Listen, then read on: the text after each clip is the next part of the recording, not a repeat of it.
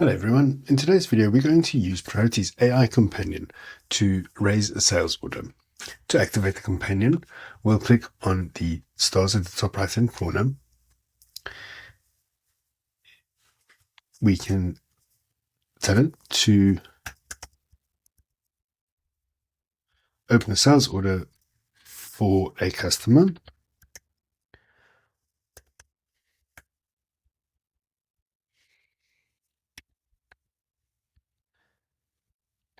And what we want to order on that sales order and what price. We'll click enter. It'll confirm what we're doing. Once it's ready, it'll ask if we'd like to proceed. Do we approve? Yes. It'll ask us which due date we'd like.